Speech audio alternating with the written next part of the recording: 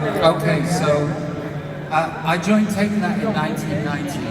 I became famous in 1992, which means that in one way or another, I have been in your life for 31 years.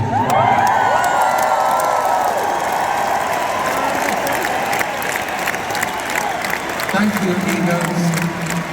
Yeah. That warm round of love then felt amazing, genuinely in the bottom of my soul. Bless you. The journey's been fucking strange. You know, let me tell you a story. There's a reason I'm going to tell you this story. So, when I was born, I feel as though I was born with an open wound, completely and utterly oversensitive to absolutely everything.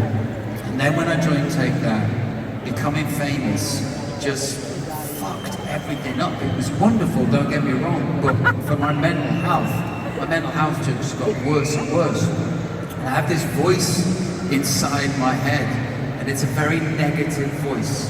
And it tells me that I don't deserve any of this, that I'm a terrible person, that I'm rubbish at singing, that I am fat, that I am ugly, that I... Thank you, darling. I love you too, but I think we should start seeing other people.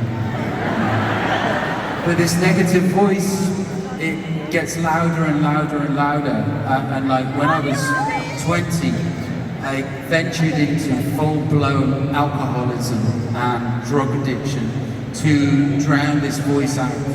But you know, my mental health obviously deteriorated with the use of alcohol and drugs to a terrible degree. I went to hell. And then I got sober, and I realized that, you know,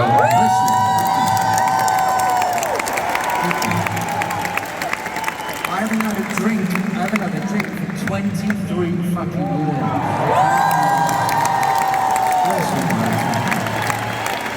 But then when you, what happens is when you get sober, you're just left with yourself. You don't have any medication anymore to numb you.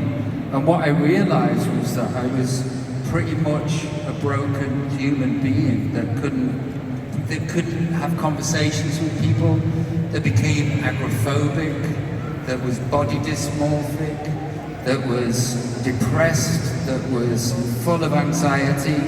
And then a day became a week became a month became a year became a decade, and then a decade became 2 decades. And what I'm saying is, with that mental illness and with that depression, sometimes I just thought to myself, what's the point of being on the planet if you're getting up and fighting every day? If it feels like this from the morning until the end. And some of you, I know, have been there as well, and some of you are there right now. And I used to hold on to anything to get me through the day. And a couple of things kept me on the planet. One was when I met my wife.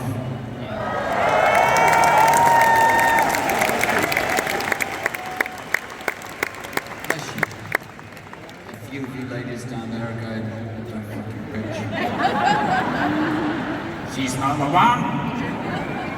And this is the reason I'm telling you the story, because a lot of people go, I love you guys, and they probably do, but it sounds inauthentic.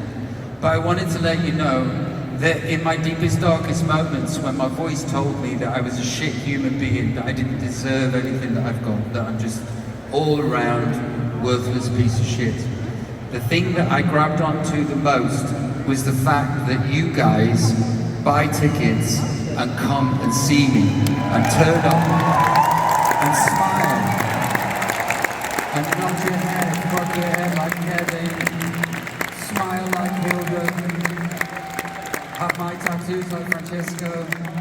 Young boys turn up too that now particularly know me, but you know.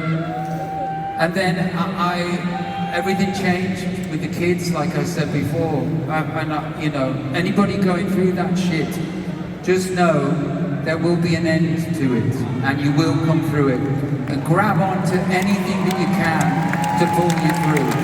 I want to thank you, my audience, from the bottom of my heart, from me and my family, for protecting me when you didn't even know you had.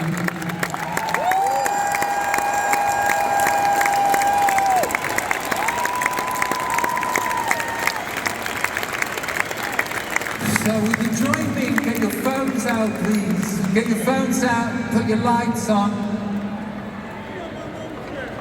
Can you imagine if I said, get your phones out, call a taxi, and fuck off?